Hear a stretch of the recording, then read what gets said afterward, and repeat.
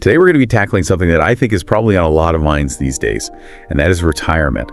But specifically, what if retiring like a decade earlier in a beautiful and affordable place was actually within reach? Well, we're going to explore that possibility through the story of Andrew Taylor, a 70-year-old American who's done just that in Malaysia. Sounds pretty good to me. Yeah. Sign me up. Yeah, right. Our source here is a recent Business Insider Africa article about Andrew's experience. It's really a fascinating case study, especially when you consider the context in the U.S. right now. Right, yeah. Retirement is a growing concern for so many Americans who are facing rising living costs, stagnant wages, not enough savings. Yeah, exactly. The article even cites an AARP survey that found that a full 1 in 5 Americans over 50 have no retirement savings at all. Wow. So with all that as a backdrop, let's jump into Andrew's story. He was in his mid-50s living in Washington, D.C., and was feeling like he would have to work until he was 80 just to retire comfortably in the U.S. Yeah, it's a sentiment that's echoed by so many people, but what's interesting here is that Andrew decided to take a different path. So instead of just kind of accepting that fate, he started exploring alternatives, and that's how he discovered Malaysia My Second Home program. MM2H. Or MM2H for short, yeah. Yeah, this MM2H visa program is designed specifically to attract foreigners to retire in Malaysia. It's been around since 2002. Wow. But it has evolved over time. There's different tiers and requirements now. Andrew actually got his visa under older rules, which didn't require him to buy property. That's a really important point because it highlights how the program has kind of adapted to manage its own popularity. Currently, there are different tiers with varying requirements for minimum bank deposits and property purchases. For example, some tiers require deposits between $150,000 to $1 million, while others mandate purchasing property. Wow. So this kind of ensures that only those who are financially secure and committed to actually living in Malaysia can participate. Yeah, so Andrew got in under the radar, so to speak, and has been renting ever since. In fact, he's lived in 5 different apartments throughout Malaysia, moving between Penang and Kuala Lumpur over the past decade. And that's another interesting detail, too, because it reveals something about his personality, I think. Oh, yeah. He seems adaptable and enjoys exploring different neighborhoods. It also kind of suggests that he's not just a passive resident, but actively engaged in creating a life he enjoys in Malaysia. I see. He's not just there to exist, he's there to live. Oh, I like that. Yeah. It makes his story even more relatable. Right. He's not afraid to try new things, which I think is probably a key ingredient for anyone, considering such a big life change. Speaking of trying new things, his current apartment sounds amazing. It does. The article describes it as a 2-bedroom condo on the 22nd floor with these stunning views of the city, including the iconic Petronas Towers. And get this, his rent is only $620 a month. Wow, that's unheard of in most major U.S. cities. You could easily pay that much for a tiny studio apartment with no view. Exactly. So this really underscores the difference in cost of living. But what about other expenses? Does he manage to live comfortably on a limited budget? He does, yeah. According to the article, his overall monthly expenses are only around $2,500. That includes everything: rent, utilities, groceries, transportation, entertainment, and even healthcare. Now, keep in mind, he's not living extravagantly, but he's certainly not scrimping either. He seems to have found a nice, comfortable balance. Yeah, that's encouraging to hear. It really suggests that retiring comfortably abroad, at least in Malaysia, is achievable on a pretty reasonable budget. But what about healthcare? That's often a major concern for people thinking about retiring overseas. Yeah, that's a really good point. However, in Andrew's case, he actually opted for a basic health insurance plan that costs him less than $80 a month. And he seems satisfied with the quality of care he's received so far, even noting shorter wait times for appointments compared to what he experienced in the U.S. Wow, that's a significant advantage.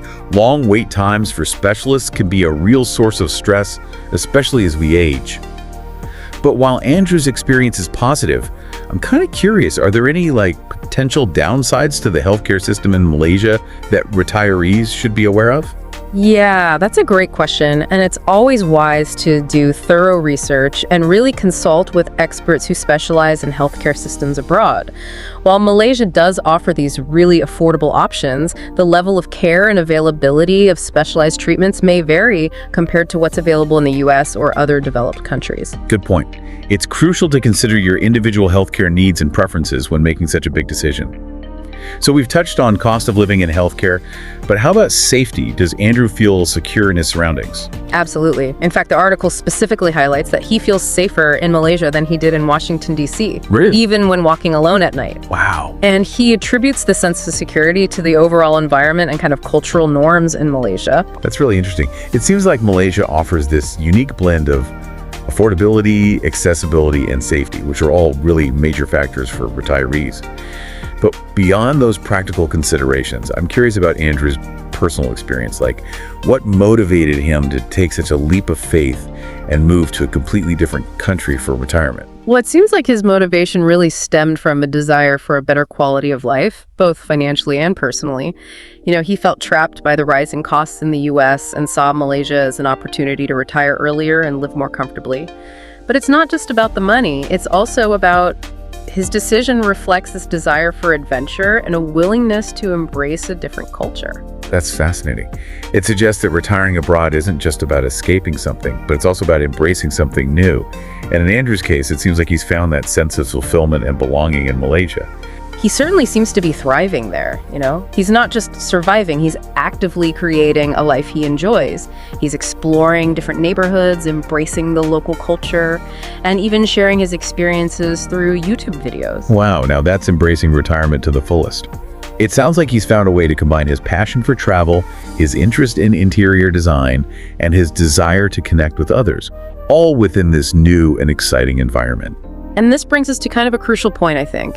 Andrew's decision to retire in Malaysia wasn't just about finding a cheaper place to live. It was about crafting a lifestyle that aligned with his values, his interests, and aspirations. So we've seen how Andrew navigated the MM2H visa program, found affordable housing, and seems to be enjoying a good quality of life in Malaysia. But is this a realistic option for everyone? Are there downsides or challenges that potential retirees should be aware of? Yeah, that's an important question and one that we'll delve into further in the next part of our deep dive. We'll explore the kind of evolving landscape of that MM2H program and examine potential challenges and considerations for those thinking about retiring abroad, and discuss broader trends in these global retirement patterns. Welcome back, everyone. We're continuing our deep dive into retiring abroad and focusing on this really fascinating story of Andrew Taylor, our 70-year-old American who has been living the dream in Malaysia for the past decade. Before we went to the break, we were talking about his motivation for this major life change and how he seems to be thriving in this new environment. Yeah, and what's really intriguing about Andrew's story is that it really goes beyond just simply finding a cheaper place to live. Okay. His decision to retire in Malaysia, I think, kind of reflects a broader trend. Yeah. You see more and more individuals seeking a more fulfilling and purposeful retirement, often in locations that offer a different pace of life and new cultural experiences. Yeah, that makes sense. It's not just about escaping the rat race. It's about finding a place that aligns with your values and allows you to live authentically. Now we've touched on the affordability and safety that drew Andrew to Malaysia, but I'm kind of curious about the MM2H visa program itself. Has it changed much since he got his visa a decade ago? It has, yeah. While the core objective of attracting foreign retirees remains, the program has become, I think, a bit more selective over time. Okay. As I mentioned earlier, there are different tiers now, each with its own set of requirements regarding those minimum bank deposits and property ownership. Right. This is likely a response to the program's growing popularity and a way for the Malaysian government to kind of make sure that participants are financially secure and genuinely committed to living in the country. That's a good point. Yeah. It's important for any country with a program like this to strike a balance between attracting foreign investment and, protecting its own citizens and resources. Right. So while Andrew got in under the radar, so to speak, those considering the program today would face much stricter criteria. What are some of the potential challenges or downsides that, applicants might encounter? Well, one challenge could be just navigating the bureaucracy and paperwork involved in the application process. Sure. It's important to be prepared for a certain level of red tape and to really ensure that all the documents are in order. Another potential hurdle is the language barrier. Okay. While English is widely spoken, in major cities, learning some basic Malay would be helpful for daily interactions and for really kind of getting immersed in the culture. Those are practical considerations that anyone planning to make a move like this should definitely be aware of. Yeah. But Beyond the logistics, are there any cultural differences or adjustments that might pose challenges for retirees? That's an important aspect to consider as well. Malaysia is a multicultural society with its own unique customs, traditions, and social norms. For example, there are certain etiquette rules regarding interactions with elders, religious sensitivities, and even appropriate attire in different settings. Okay. Things to be aware of. It sounds like cultural sensitivity and a willingness to learn and adapt are key for a smooth transition. It's not just about living in a different country, it's about embracing a different way of life. Now, we know Andrew has been creating these YouTube videos about his experiences, Right. which is a great way to share his insights and connect with others. Do you think he might touch on some of these cultural nuances in those videos? Oh, it's very likely. Yeah. His videos probably provide a wealth of practical tips and firsthand observations about daily life in Malaysia. I bet. And that kind of authentic perspective can be really invaluable for anyone considering a similar move. It's almost like having a virtual mentor who's already gone through the process and can offer guidance and reassurance. Speaking of reassurance, one thing that really struck me about Andrew's story is his sense of safety in Malaysia. He actually said he feels safer there than he did in Washington, D.C., I know. which is a significant statement, I think, Yeah. considering, many people might assume the opposite. Right, that's a common misconception. While no place is entirely free from crime, obviously, Right. Malaysia generally has a low crime rate, especially in areas that are frequented by expats and tourists. Sure. Of course, it's always important to exercise common sense and take precautions, but Andrew's experience really highlights, I think, that personal safety is a real draw for many who choose to retire in Malaysia. Yeah, and it's a testament to the overall environment and the societal values in Malaysia.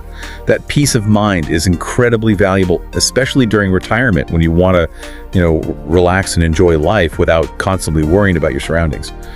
So we've discussed a lot of the positives, but I'm curious about the flip side. Are there any aspects of life in Malaysia that might be less appealing or challenging for retirees? Well, one potential challenge could be the climate.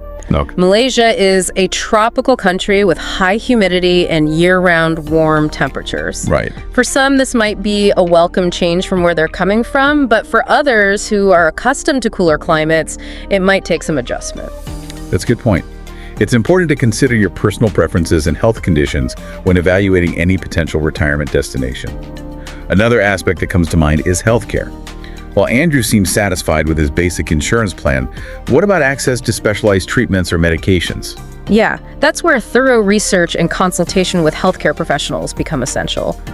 While Malaysia has a well-developed healthcare system, particularly in urban areas, certain specialized treatments or medications might be less readily available or might involve longer wait times. So it's crucial to have a clear understanding of your healthcare needs Yeah. and to factor those into your decision-making process. Now, shifting gears a bit, let's talk about Andrew's social life in Malaysia.